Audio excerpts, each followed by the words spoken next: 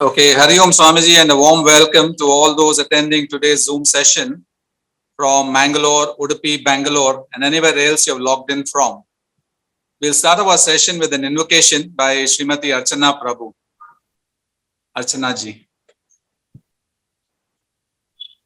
Yes, Hari Om. Yes, Hari Om. Yeah.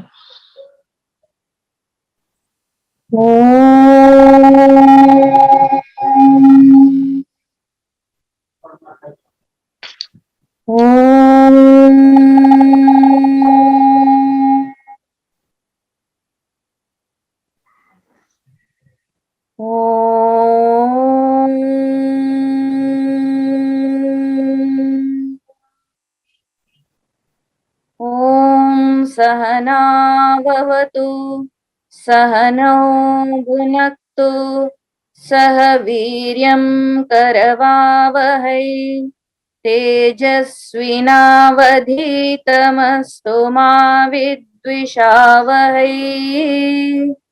ॐ शान्ति शान्ति शान्तिः।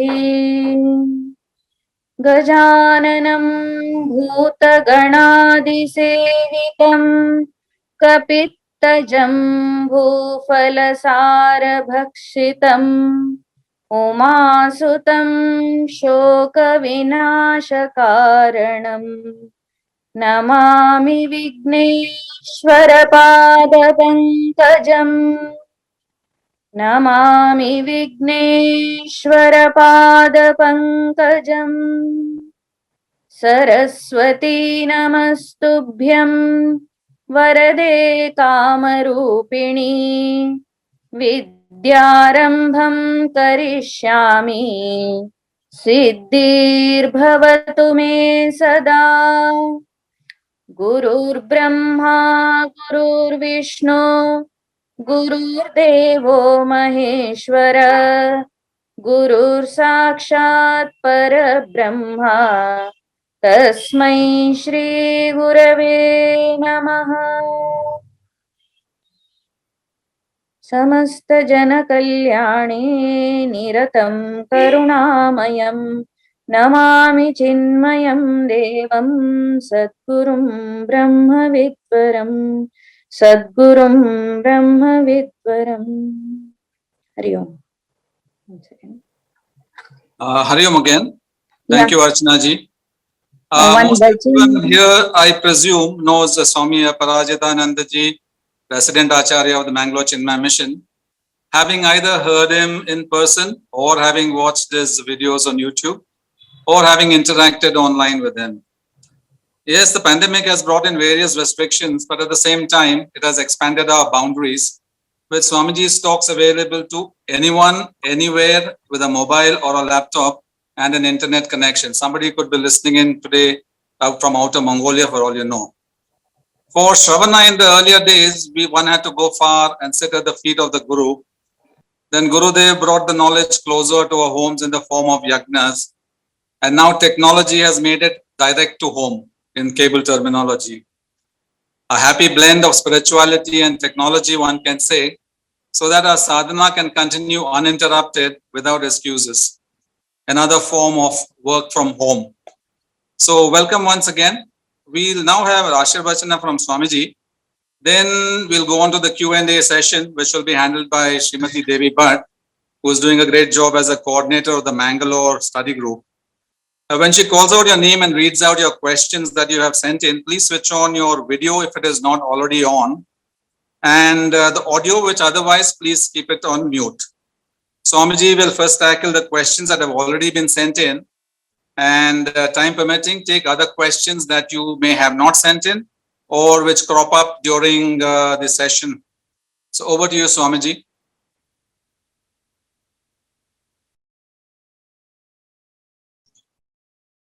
Hari Om. Are we able to listen?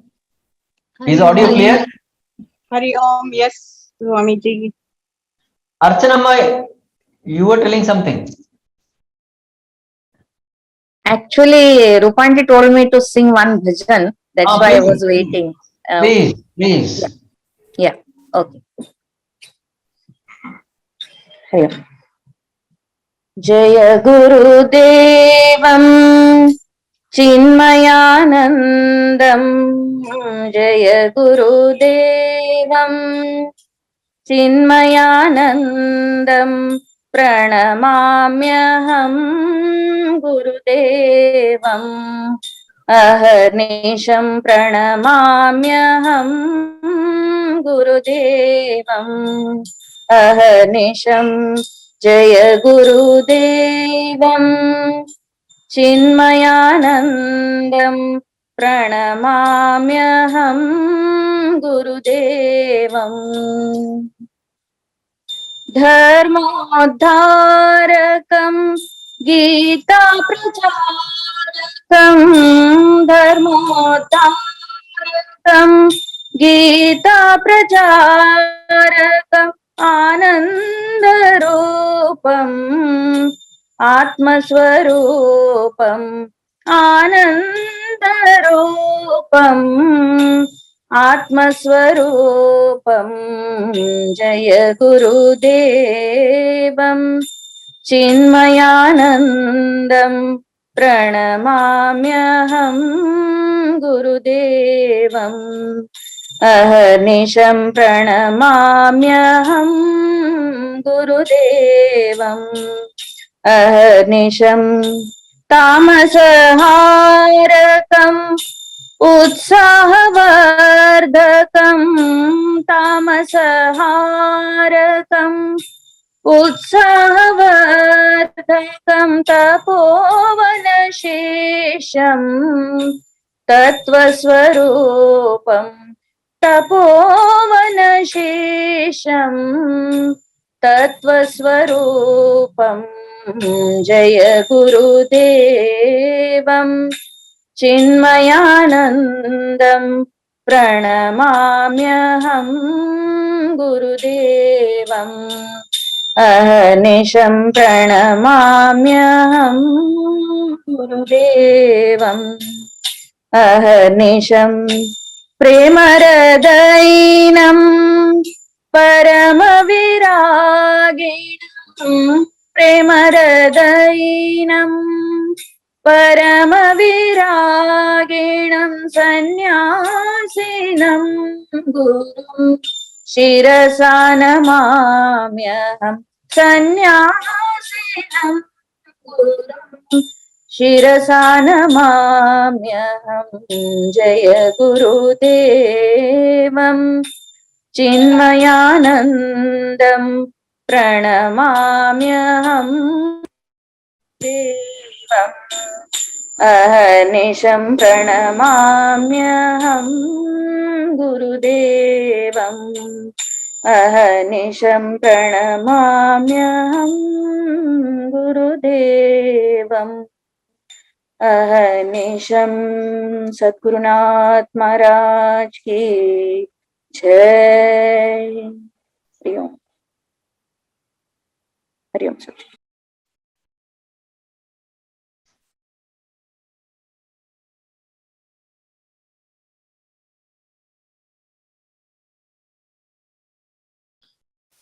Hari Om.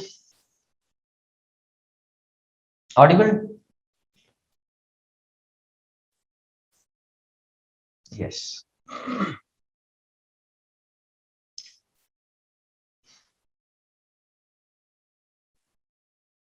I don't have to speak much because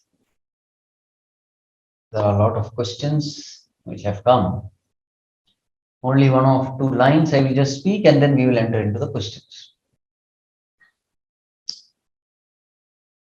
If we have to walk towards our destination, how important is our eyes? How important are our eyes if we have to reach our destination while walking? What happens if we don't have eyes? We will fall. There will be a physical fall.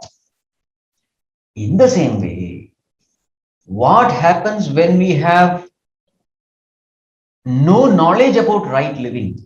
what happens when we live without knowing. So living without knowing is like walking without seeing. Both are same. What happens when we walk without seeing? We have a physical fall. What happens when we live without knowing? We will have all around fall. All the miseries and sufferings that we see in this world, it is only because we don't pay attention to right knowledge and we start living our life thinking that we know everything. No attention is given to the scriptural knowledge. And finally, what happens? We make a mess of our life.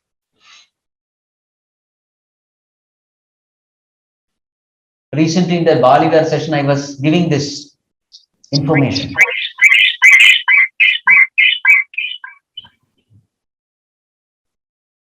Around 4,000 people are dying every day through suicide. What does suicide mean? The misery has become so much that the person thinks, instead of going through this misery every day, let me put an end to my life. Only once I have to suffer misery, and that is while dying. That is far better than going through this misery every day. So they commit suicide. Very many are not committing suicide only because of that fear of pain of death while dying. Otherwise, if suppose dying has become easy and painless, I don't know how many would survive on this earth. The point is this: there is a lot of misery, lot of suffering in this world. And it's all because of negligence of scriptural knowledge. So therefore, this is a very important thing which we are doing. The study class, weekly we come together, we discuss life and its problems through the knowledge of scriptures. It is very, very essential, and therefore those who have just joined must keep it up, and you must also bring more and more people into this fold. Very many times people are not even aware that such a knowledge is available. So it is our responsibility to gain this knowledge and inspire others also to gain this knowledge. Right. So with this much, I end, and now we will enter into our question and answer session. So how are we going to proceed? What is the plan charted out? Hari Om. Yes. Ah. Yes. So let me begin. Shall I say one person? Suppose she asks 2-3 questions at a time, or one question at a time. How should I? If those questions are related, then you can read everything together. Otherwise, separate, na? Okay. This question is from Deepika Rao, Mysore. Deepika, if you are there, please switch on your video. The question is, how can we reconcile when Swadharma seems to be in conflict with roles we have and the duties within relationship? Where are you, Amma? Deepika Rao? Are you there? Yeah, I saw her name. Deepika Rao, Unmute. your video and... Hari Om. Hari Amma. Hari. Yes. Can you hear me, sir, Swamiji? Yes, Amma. Yes. Yes. I'm in Mysore, Swamiji. Yes.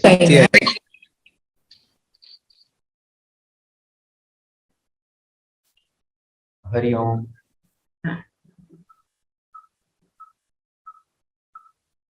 Okay, now. Amma, this question is a very general question, so I can give only general answer. Now, for example, in this question, the best example is our Arjuna. What was his Swadharma? his Swadharma is to fight because he was a Kshatriya. But as a family man, what was his role and duty? His role was to worship Bhishma and Drona, to be an obedient grandson, obedient Shishya. So now in the battlefield, what has happened? There was this conflict between two roles, isn't it? Yes. On one side, his Swadharma asked him to fight and kill them. On the other side, his family duty was to worship them, revere them, and obey them. Absolutely. So then what did Arjuna do? Arjuna was confused. It is natural. So then Bhagavan said, Arjuna, your duty is to fight because your Swadharma is a greater role compared to your family role. As an army man, your duty is towards the nation. So nation is bigger than family. So you must perform your duty as an army man and not as a family man. This is exactly what we will suggest to an army man also, isn't it? Suppose he is the only one son of his parents and suppose war breaks out. So what should he do? Should he take care of his parents and remain without going for the war, or should he go for the war, leaving the parents? So we'll expect him to go for the war because that is a bigger duty, greater duty. So whenever there is a conflict between two roles, we will have to take up the bigger role, which affects the larger cross section of the society. Amma, did I make the point clear? Yes, yes. Thank you, Swamiji. Thank you very much. No, you have another question also. What is that? We learn that everything that has been, is and will be is due to the will of Bhagavan. Where does our own Purushartha fit in this truth? Amma, you are a Vedantic student? I've just begun my journey, Swamiji. From how long you have been in this? Well, I would say last year I joined, I was part of the group where we did the Gita chanting between March and August. Chinmaya Mission Mumbai had done that. So every day we would chant a few shlokas. So I did that part. And subsequent to that, there was a Gita study, chapter 1 and chapter 2. Right now, chapter 2, yes. That's my journey so far. Okay. So in Vedanta, we say that ego is an illusion. God alone is real. Have you come across this kind of knowledge? Yes, yes, I'm aware of this. Yes. Jivatma is an illusion. Paramatma alone is real. The individual is an illusion. What exists is only God. So we think we exist, but in reality, God alone exists. We have misunderstood his existence as our existence. So therefore, the example in Vedanta they give is the snake and rope example. What exists is only rope, but we are seeing it as a snake. And now there is fear, worry, anxiety, etc. Actually, there is no snake, there is only rope. Right? So therefore, the entire Vedanta says ego is an illusion. So therefore, we are all living in illusions, thinking that we are all separate individuals. Actually, who we are Satchidananda, we are pure consciousness. So now, if the individual is an illusion, what about the self-effort of the individual? Precisely. Yeah. That also must be an illusion. It is exactly like if the snake is an illusion, what about the poison of the snake? It doesn't exist. Exactly. You cannot have real poison for an illusory snake. So therefore, from the absolute standpoint, remember this word, absolute standpoint, Purushartha doesn't exist. Self-effort doesn't exist. Why? Because the individual doesn't exist. Therefore, his self-effort also doesn't exist. This is absolute right answer. But very many times this answer is not practical. Absolutely. We still have to lead our lives, isn't it? Yes. Now that knowledge may be perfect, but that knowledge is no more useful for me because it is too high. So therefore, what we have to do is, we can rephrase the answer like this. Greatest Purushartha is surrender unto God. Hmm. What is the greatest self-effort? Surrendering unto God is the greatest self-effort. Now, what is the practical way of surrendering? So, whenever you are in a situation, you ask this question: how can I please the Lord? Doing what will God be pleased? Not I being pleasing. No. So I live my life not according to my likes and dislikes. I live my life according to the wish, the desire of the Lord. So you will always find that whatever is righteous, whatever is moral, whatever is good for all, that alone Bhagavan likes. And when you do that, there is a great sense of fulfillment, there is a great sense of satisfaction, there is no guilt feeling. True. So that is Purushartha. Oh, So then you understand you are in perfect tune with the Lord. That's all what we need. thank you. It's beautiful. Thank you. She has some more doubts. I think I will ask in the end, take other questions now. Matishri from Bangalore. Are you there? Matishri from Bangalore. Yes, I'm here. Okay. See, her question is, living in samsara means not going out of samsara. We have to live a spiritual life. So, how can we live a spiritual life when within samsara, like our kama, krodha, etc. We have to control the ego. We we should not have mada, like when you do seva. See, I'm helping others. How to develop this, live this life? Amma, read all questions. Then second question hers is, how to attain Rina Mukti? Like living means we owing someone else for their help, good that they give us, how to repay it? Amma, for all your questions, there is only one answer, and that is hold on to God. Now I will tell you how this one thing can solve all problems.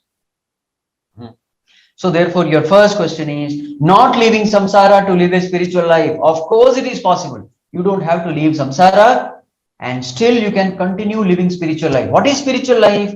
Remembering God while fulfilling all worldly duties and responsibilities. This is spiritual life. In this world, nobody can leave samsara, including Swamis cannot leave samsara because he has to eat.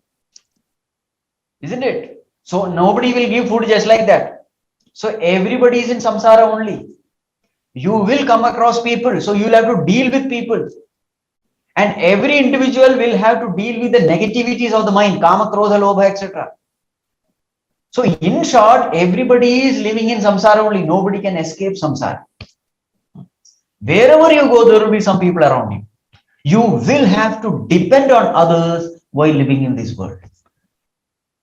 Now it is your choice whether to live a materialistic life or a spiritual life. This choice is given to all. Now the easiest way of living spiritual life is just chant the name of the Lord while fulfilling your worldly duties. This is all you need to do. This is the path given by all great saints unanimously in all religion. Remember God all the time. Chant his name all the time. Whether it is mechanical or consciously, keep chanting. Over a period of time, you know that chanting becomes a conscious chanting also. So now we will see how chanting Bhagavan's name can solve all these problems. So when you chant Bhagavan's name, what is active in you? God is active in you or ego is active in you? You will find when you chant Bhagavan's name, God is active. And you will always find only when ego is active, you will be troubled by kama, krodha, lobha, moha, mada, matsarya. All these things come only when ego is active, not when God is active. Ensure that God is active in your life And how to do that? Just chant Bhagwan's name. And whenever, now and then, whenever the mind forgets, and whenever you are troubled by these negativities, immediately bring back the mind, chant Bhagwan's name, and just listen to that chanting. That's enough. Chant and listen to that chanting. Don't allow the mind to wander. Be in the present, listen to the chanting. Just do it for 5 minutes, and you will be free from all this. Say, Bhagwan, save me. I am chanting your name. I am listening to your name. Save me from this negativity. I am troubled. Do it for just 5 minutes and you will be free from all this. So this is how chanting Bhagwan's name can help. Now you have asked about Ranamukti. So many people do so many good things to us. So naturally we have to show gratitude to them. So we are indebted to them. So therefore there is a Rana. This is your question. Now please understand, whatever you get in your life, it is coming from God and not coming from anyone in this world. Others are only an instrument in giving you certain things, but who is the real giver? Bhagavan alone. Don't forget this. Don't think that this person is giving. Then Rana comes. Then you are debted. Always remember, Bhagavan is giving through this person. Also, when you give it to others, you have something, you are giving it to others, you are doing charity. Never think that I am giving. Then you will say, see, so much I have given, but these people, they have never even expressed their gratitude. Then you will be miserable. Never say I am giving. Say, Bhagavan, you are the giver. I am only an instrument. Through me, you are giving. So while giving, understand God is giving through you. While taking, understand God is giving through them. So this way, always remain connected to God. Of course, externally, the social etiquette demands that you must be grateful to these people. So say, my heartfelt thank you for all, whatever the, what you call, transactional etiquettes are there, do it. But at the back of the mind, always remember, it is Bhagavan who is giving. Then what happens? Then there is no Rana at all. So you will find that remembrance of God is a solution to all our problems in life. Whether it is Kama Krodha or whether it is Rana Mukti. Did I answer, Amma? Yes, yes, Swamiji. Very simple. Yes. Yeah. Yes, yes. Ha. Now, I go to the next question. Hmm. This is from Asmita, Bangalore. Ha. Asmita, are you there? Asmita? Is she there?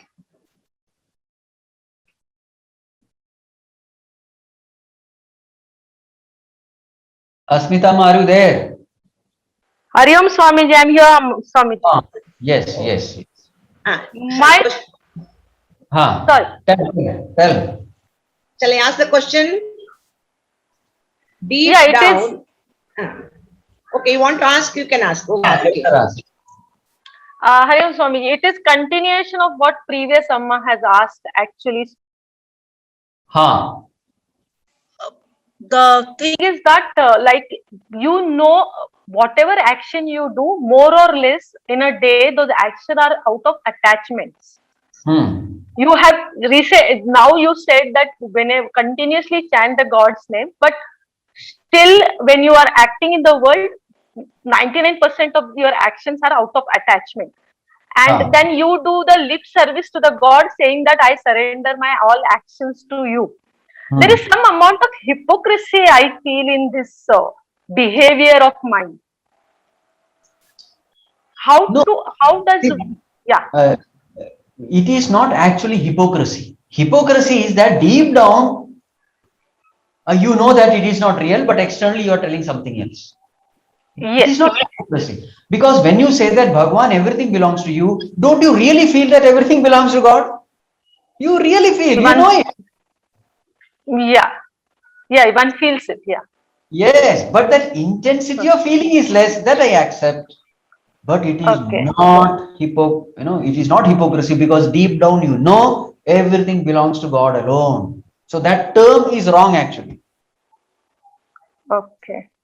Only thing is you have to make that feeling intense, and this intense feeling comes only with practice, abhyasa. So keep on doing it, and then slowly, slowly that feeling becomes more and more intense. This is all we need to do. Okay, okay, okay. Thank you, Swamiji. Got my answer. Hari Om. Right, right. The next question is from our study group member, Usha Surya. Ha. Usha ma? Hari Om Swamiji. Hari Om, Hari. Swamiji, we have heard that we have got this human life after so many births.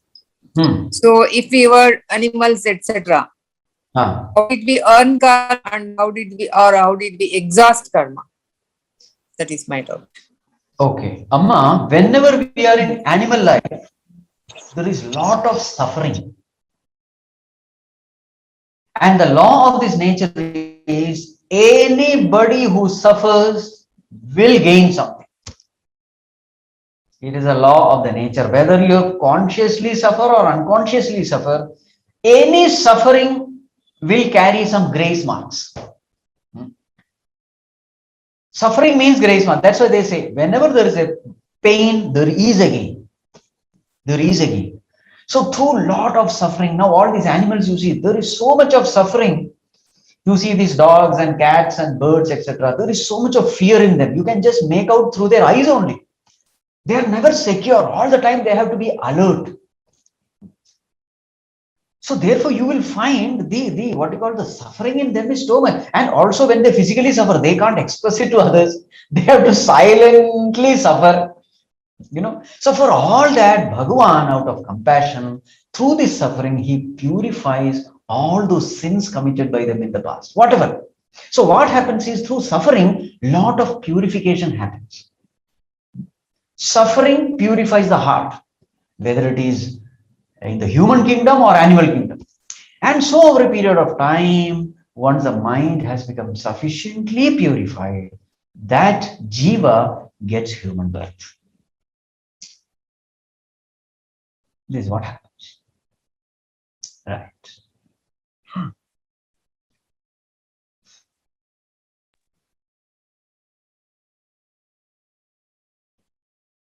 The next question is from Captain Ram Prasad. It's based on our present ninth chapter which we are studying. So he says that in Sloka 7 and 8 and 9, God says that he has created the world, like Prakritim Samadhishtaya, that slokas. And let me just. No problem, ma. Got it. Okay. So he says, in many other places, we say that world is a mithya. Yes. And here God says he is the creator of the material world, and other place it is a mithya. So how to correlate these two? Hari Om Prasad ji, are you there?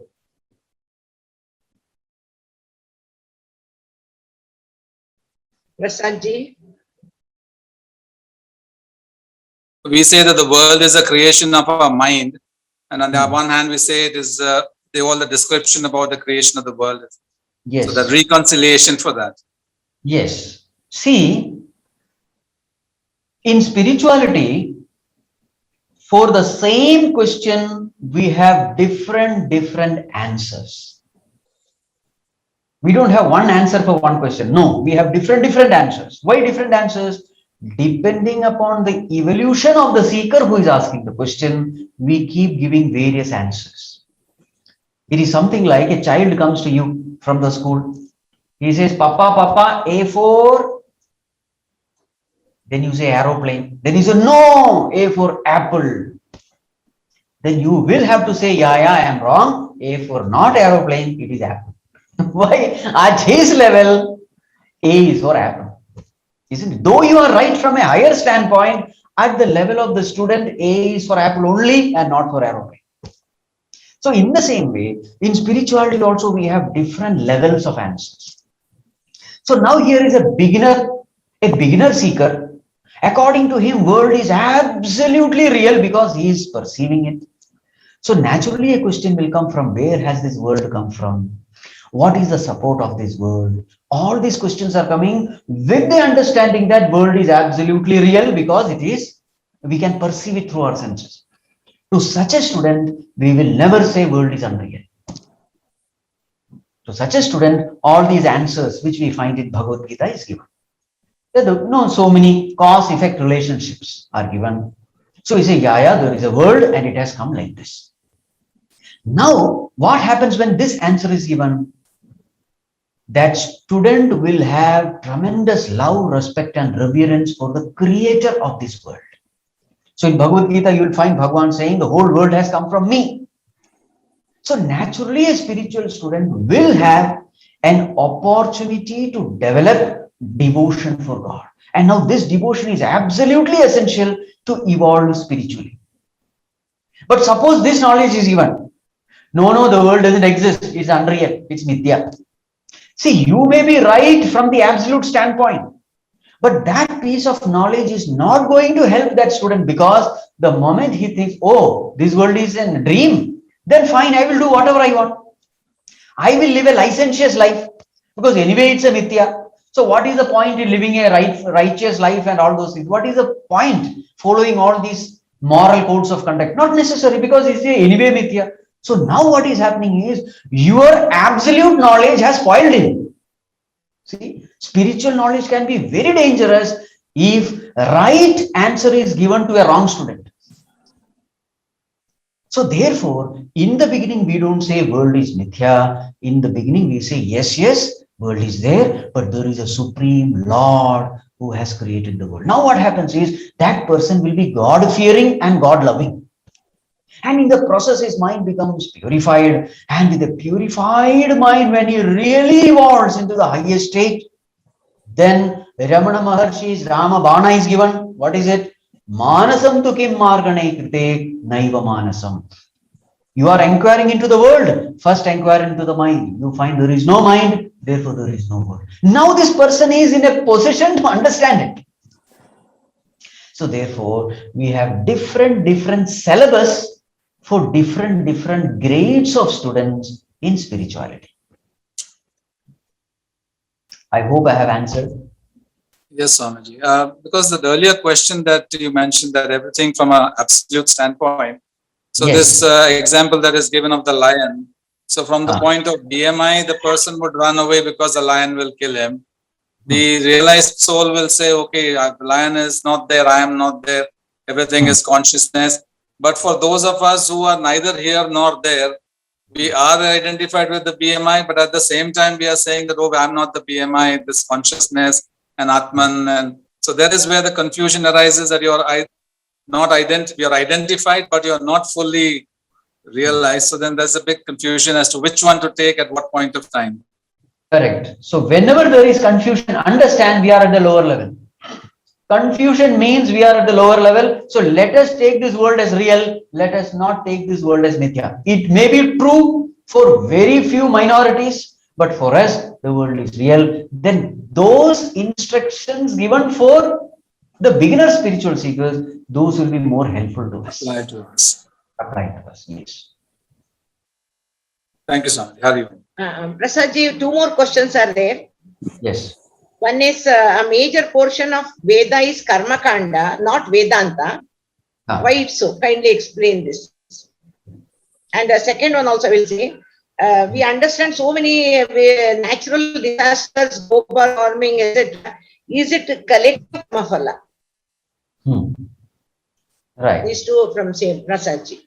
Yes. So Prasadji, this Karma Kanda thing. So first of all, we have to understand what is this Karma Kandi? Who is a Karma Kandi? Karma Kandi is a person who thinks that fulfilling our desires is the way to happiness. These are the people who are at a very low level of evolution. According to them, what is happiness? Fulfilling the desire is happiness. And who is a Jnana Kandi? Jnana Kandi's definition of happiness is, it is not by fulfilling the desires that you become happy, it is by eliminating the desire that you become happy. So the definition of happiness is different. But for a beginner, for a person who is at a tamasic and rajasic state, this elimination of desire is almost impossible. So what they will do is, you will find in the society, majority of the people, they try to seek happiness not by eliminating desire, but by fulfilling desire. So therefore, in Vedas, you have this karma kanda. What is karma kanda? How to fulfill a particular desire by chanting a particular mantra, by doing a particular ritual, etc. The whole thing is about fulfilling desire. So, do you want education? Then do this ritual. Do you want marriage? Do this ritual. Do you want a child? Do this ritual. Do you want health? Do this ritual. So many rituals are given, so many mantras are given. So the entire karma kanda portion is how to fulfill a desire by performing some ritual. So it is for a different category of people. But as we evolve, as we become more and more contemplative and meditative, we come to know that there is no end to desires. There are infinite desires, and throughout your life, birth after birth, you will keep on chasing them. There is no end. So then, for such a person, Vedantic knowledge is given. And what is Vedantic knowledge? There is a way to put an end to desire, and that is by gaining self-knowledge. The moment you gain self-knowledge, you come to know that happiness is already your nature. You don't have to fulfill any desire to get that happiness. It is already your nature. So therefore, since it is only one line, the portion is very less. Knowledge is very less because it's only one line. Whereas karma kanda is huge because there are different desires, infinite number of desires for that infinite number of rituals, infinite number of mantras. It's a huge portion. Jnana kanda is very small because it is annihilate the desire by annihilating the mind. Annihilate the mind by knowing yourself. Now, this is only few lines. So, therefore, you will find Jnana Kanda a very thin portion. I hope I have answered that. Yes, Swami. And now, the next one is about this natural disasters. Is it collective? Yes, of course, it is collective karma phala. Because you will never experience any phala which you don't deserve. So if you are going through a particular karma phala, that means I deserve it. And if you are collectively going through it, that means we collectively deserve it.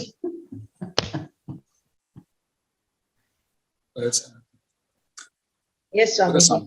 Very simple way of explaining. I think all of us have understood it. Now the next one is from Vasanta Lakshmi, study group member. She has requested you to explain sloka 25 of chapter 9, Yanti Devavrata Devan, the deeper meaning of this. Yes. Vasanti, Vasanti, you are there? Hari Om Swamiji. Okay. Yeah. See, this verse simply means what you choose in life, you get. If you choose Devatas, you get Devatas. You go to Devaloka. If you choose Pitras, you go to Pitraloka. If you choose Bhuta, then you will go to Bhutaloka, whatever. And Bhagavan, last statement is, whoever chooses me comes to me. So the whole essence of this sloka is, you get what you choose. What is it? That is your choice in life, you will get it. This is the law. So, is this the message to a sadhaka, Swamiji? So, the method to a sadhaka is the last one. So, therefore, Bhagavan's sincere advice to all the sadhaka is, choose only me, then you will get me. And who am I? I am infinite, I am immortal, I am your own self. And once you get me, you are free from death. So, therefore, choice is given, and then Bhagavan says, choose me alone. Thank you, Swamiji. Hari Om. Right.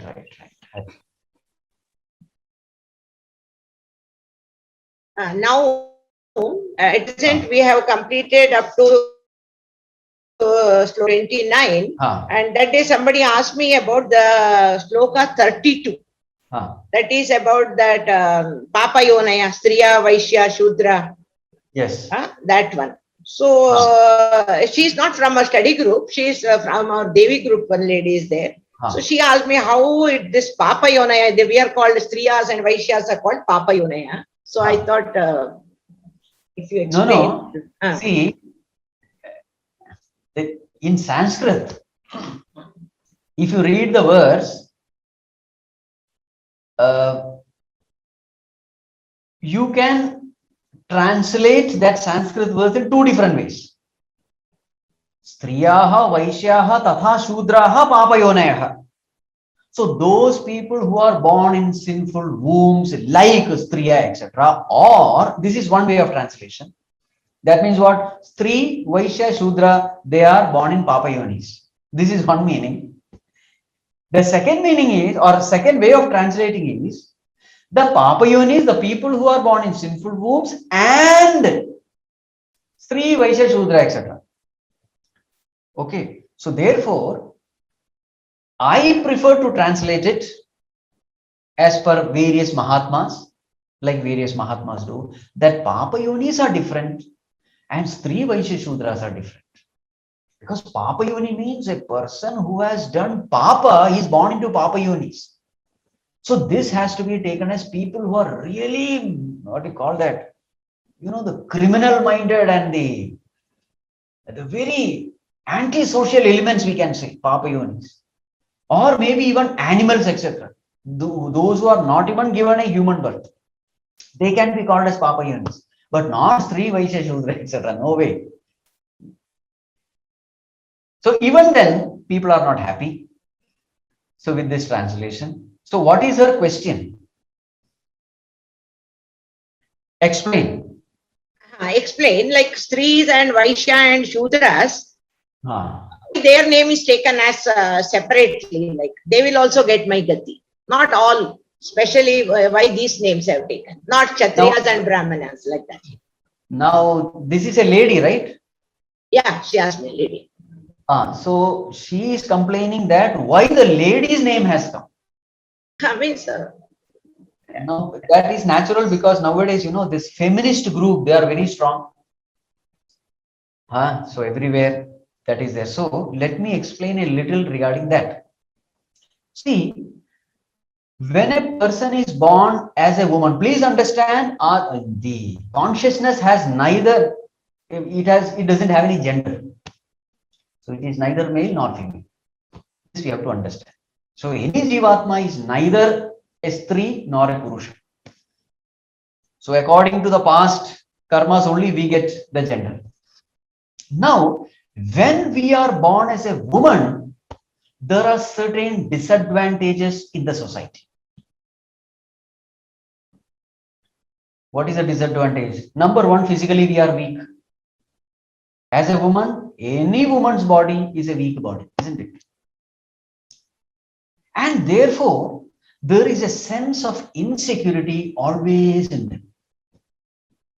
Because there are people who are powerful. Because physically you are weak. So there is always a sense of insecurity. This is one aspect. And that's why another name of Stri is Abala. Abala means the one who has no balam. In Sanskrit is the name given. Now, another name given to woman is Chanchala. Person with a fickle mind. That is because generally in a woman, emotions rule than reason. It is not the reason which rule, but it is the emotions which rule. In any lady, you will find these emotions are very strong, not the reasoning ability. So then what happens? Any person in whom emotion is very strong, such a person will get easily attached to things, beings, and situations. Greater the emotion, greater will be the attachment.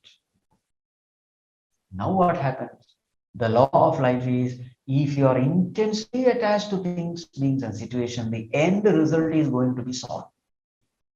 Dukkha only will be. So generally we find in society, women go through lot of sorrows compared to men. So a crying and woman, they go together. Any situation you see, who cries? It is normally the woman who cries. In life, sorrows for a woman is too much because She allows herself to rule through emotions. She is ruled by emotion than reason. Now what is Bhagavan saying? So these can be a great disadvantage for a woman. Number one, physical weakness. And number two, the emotion, intense emotion. Now, if the lady directs her emotion towards the world, she will be miserable in life. But now Bhagavan is saying, make the calamity, transform the calamity into an opportunity. How can you transform the calamity into an opportunity? You see, the whole of spirituality is nothing but surrender. Sharanagati. For a weak person, Sharanagati is very easy. Very easy. For a strong person, he will not do surrender quickly. He will fight, and only when he, when he fail, only then he will. The last option is Sharanagati for a strong person. As far as a weak person is concerned, Sharanagati is the first and the only option. This is a great advantage for women. They can easily take to Sharanagati. And remember, in spirituality, Sharanagati is the greatest Purushartha, as I told.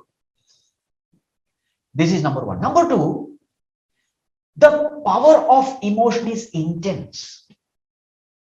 When we direct this emotion towards the world, it makes us miserable. But when the very same emotion is directed towards God, that emotion towards God is called devotion. This devotion is the greatest means to achieve Bhagavan. So then suddenly, your weakness becomes your greatest strength. If the emotions are directed towards world, you are going to be miserable. And this is what most of the ladies do.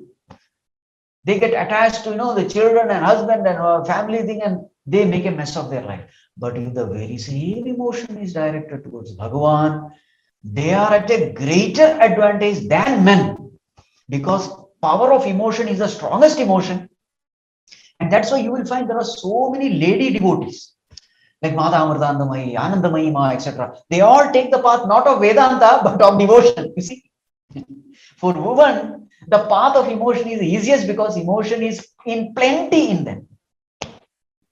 So just transform the quality of the emotion, direct the emotion to God, and then the very same weakness or the, what you call that, negativity in you becomes positivity. So this is what Bhagavan says when he takes the name of Striya. Yeah. Meaning, convert your weakness into strength by directing towards me. Now just see, weak man plus God versus strong man. Now who is strong? Tell me. Weak person plus God Plus on God. one side. The other side, strong person without God. Who is strong? One with God. 100%. Of course. This God is what is there. Bhagavan says. Convert your weakness into strength by holding on to God. The same thing with other Vaishyas and Sudras also. Vaishyas are also always business minded. What will I get? What will I get? What will I get? Selfish service is impossible for them. Because they will always think, what will I get? So Bhagavan says, Arey, when I am with you, you get everything. So no problem. Business minded thinking you apply to me. What will I get when Bhagavan comes into my life? He is with me. What will I get? You will get everything. So this thinking you need not change. Just make Bhagavan in your side. So then Vaishyas, the business-minded people, also they come out of their weakness. Then the last one is Shudras. Who is a Shudra? Shudra is a person who has nothing to boast. He doesn't have the intellectual ability of a Brahmana. He can't think deep. He is very poor in studies. Then he doesn't have the leadership quality of a Kshatriya. He doesn't have the charismatic personality, majestic personality. He doesn't have that. He doesn't have the money-making ability of Vaishyas. So therefore, naturally, a Shudra will have a very low self-esteem, a kind of, inferiority complex. Because then Bhagavan says, Arey, my name is Akinchana Vittaha, the wealth of those who have nothing with them. This is the name of Bhagavan in Bhagavatam. I am akinchana vitta. I am the wealth of those people who don't have anything. Now, for a Shudra, surrender is very easy because he cannot boost his ego because he has nothing. So therefore, surrendering is very easy. So therefore, make use of your weakness, a strength by holding on to God. This is the message. I hope I have answered. Clear, Swamiji. Okay.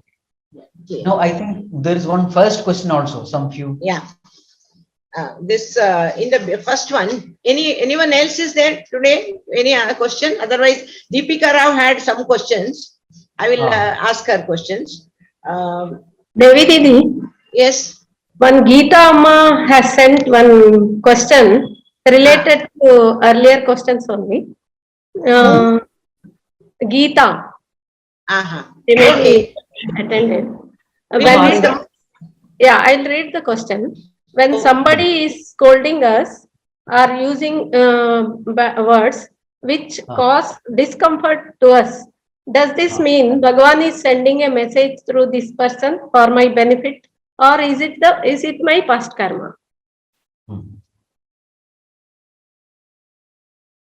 When somebody is abusing us, where is Amma? Geeta is there, I think, somewhere. I saw her. Swamiji, I'm here. So when somebody is abusing us, and if you are getting hurt, what does it mean? That you have taken him seriously. Now, please understand, in life, you should not take everybody seriously. There are people whom you must take seriously, and there are people whom you should not take seriously. Yes or no? Correct. There are people who are sensuous, worldly, extroverted, ignorant, stupid. You should never take them seriously.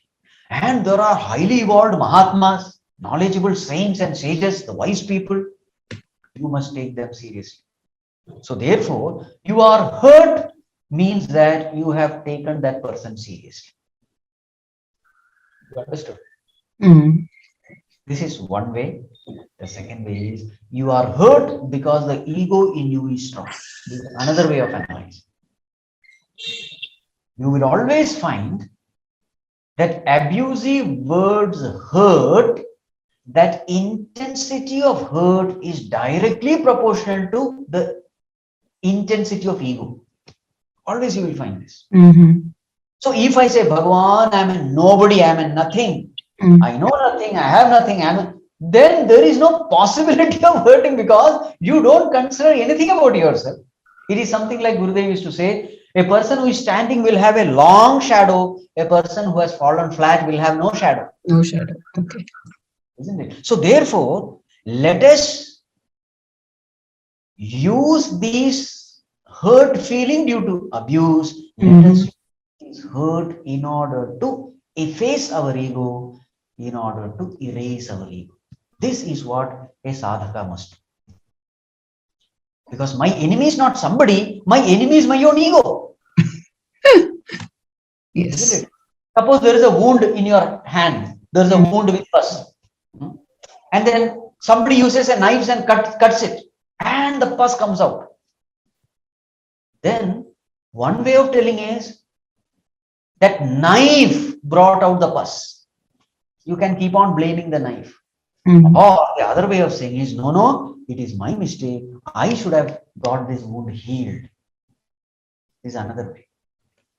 You understood what I'm saying? Yes, Swamiji. But I just, in continuation with the Runa accepting gift from somebody, you just mentioned that it could be accepted because it could be God who is giving it to you through someone. Yes.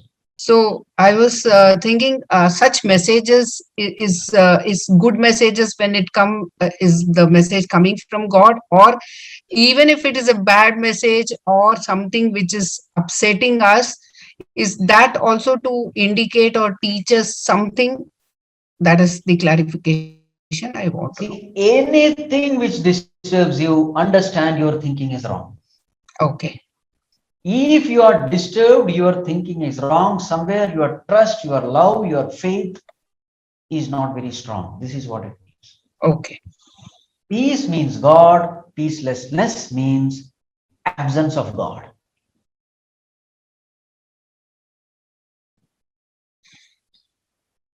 Right? Thank you.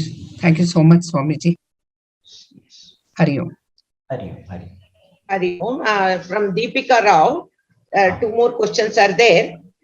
The first one, she says, what is the explanation when someone along the spiritual path, but yet seeking material, worldly pleasures for self, relinquishes ties of affection, duties within the family, using the above truth as justification of their actions? Also saying that not even a blade of grass can move without His grace. This is not interpretation of Gita to suit one's own interest, rather than using the knowledge for higher purposes. Are you there? Deepika Rao. Yes, I'm here. Amma, now I don't know about whom you are saying this. Now see, let me make this point clear. Why a person is leaving the family life and taking up spiritual life, why is he doing it? It is a very, very subjective matter, and a third person can never comment upon it. Because in life we see, there are great people like Buddha, who has given up his newly wed wife and newborn child. He gives up everything, he gives up his kingdom, and he takes to spiritual path, he becomes a monk. And then finally he comes back blessing the whole world. In the same way, Swami Vivekananda, you see, he never listened to his mother. He went on to become a monk against the wishes of his mother. But then today we know the contribution of these great people. So all these people at the superficial level, we see that they are very cruel and hard-hearted, giving up their loved ones and taking up spiritual life. Now, such people are also there. On one side, the great saint. On the other side, we find people who are troubled by this family, their wife, their in-laws and children, and they want to escape from this. And they find this spiritual way a beautiful way to escape from all kinds of distractions and problems. And they go up. Such people are also there in plenty in society. We find them.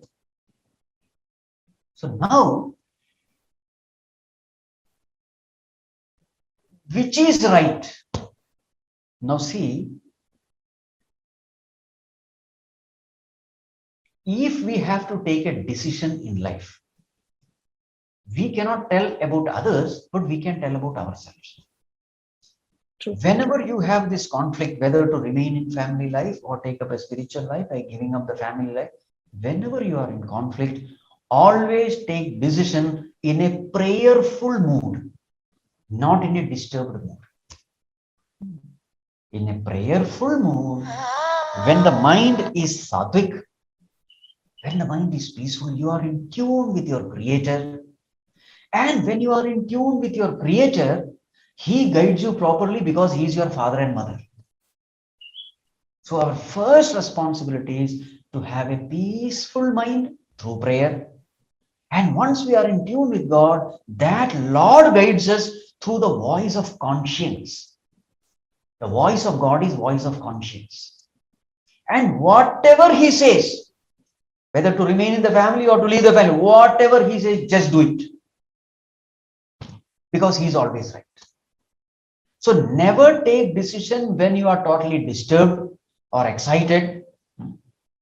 They say, no, this soda bottle inspiration, they say, soda bottle inspiration. The moment you open the soda bottle, there is a gush and then everything silence. Never take decisions when you are inspired that way.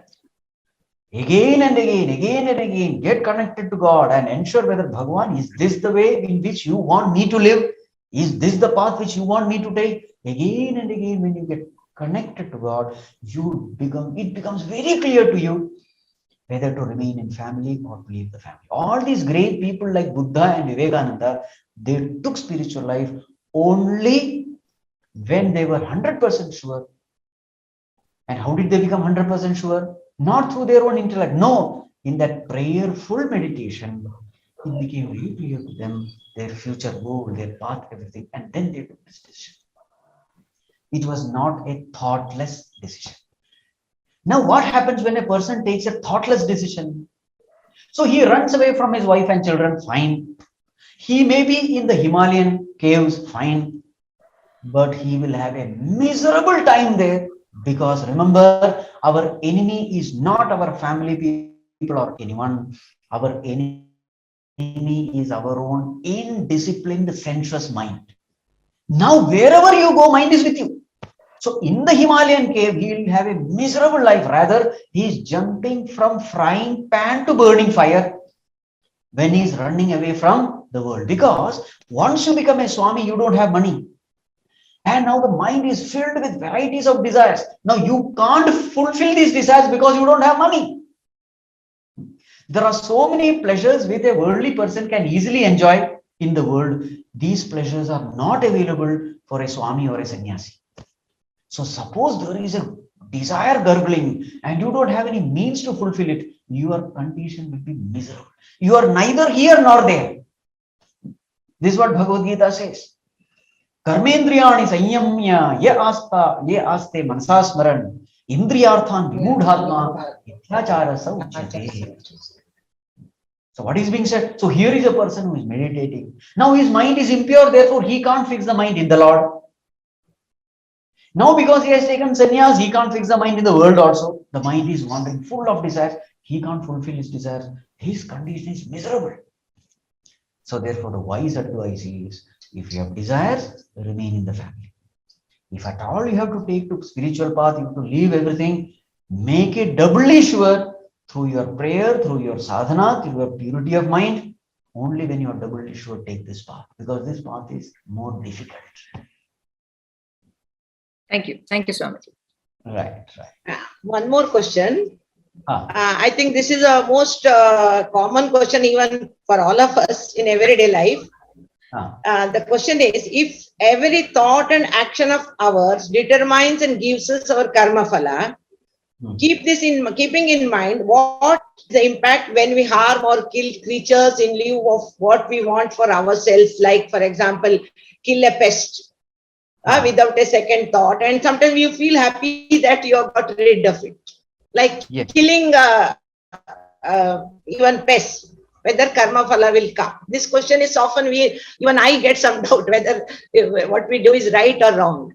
Many of us have this doubt. Yes. See, as much as possible, don't give pain to any creatures. This is the first step. For example, suppose there is a rat which is troubling you. Don't give rat poison. What you have to do? Bhagavan has given you intelligence. You are an intelligent creature. That intelligence is not there in rat. So what can you do? You can use a rat trap. Catch the rat. Don't kill that rat. Go to some deep forest and leave it. So try as much as possible not to give pain to any creature. This is our first responsibility as human beings. But then there are very many instances where the matter is not as easy. The pests trouble you like anything, and you have no choice but to kill them. There is no choice. Like for example, crops, if you just leave it, without pest control, etc., you will never have anything to eat. Remember, Bhagavan comes to the world to do dharma samsthapana. And what is that? What he does in dharma samsthapana? Paritranaya sadhunam. He protects the evolved ones and destroy the lesser evolved ones, isn't it? That's what he does. So in our life also, there are situations where we have no choice. So in such choiceless situation, you are given the freedom to take the life of lower evolved beings. But one more thing I will have to add. Remember, your karma phala is determined not just by karma, but also there is an intention. Yes, intention behind karma, that is also very important. So this intention behind karma can always be purified, can be divinized, can be made sacred. So suppose you have to kill some pest, let us sit for 5 minutes prayer and say, Bhagwan, now I am going to kill all of them. Please bless those beings with higher births. They are going to be reborn. Please bless those beings with higher birth. For that, whatever sadhana I have done, maybe in this day or this week, whatever sadhana I have done, it has created some punya. Please give that punya to all of them. And may they be blessed with a higher birth. Now, what have you done? You have divinized your thoughts, right? Now, what happens is not only your mind gets purified, the killing karma also becomes nullified when you divinize your thoughts. So it is as though with the permission of the Lord, with the sanction of the Lord, you are taking somebody's life. Then it is no more a papa karma. Killing has to be done, but the emotions, the intentions can be divinized. This is what we must do. Thank you. Very reassuring. Thank you very much. So, anyone else, Rupa? Any other questions? Anyone, any in the audience? No, no.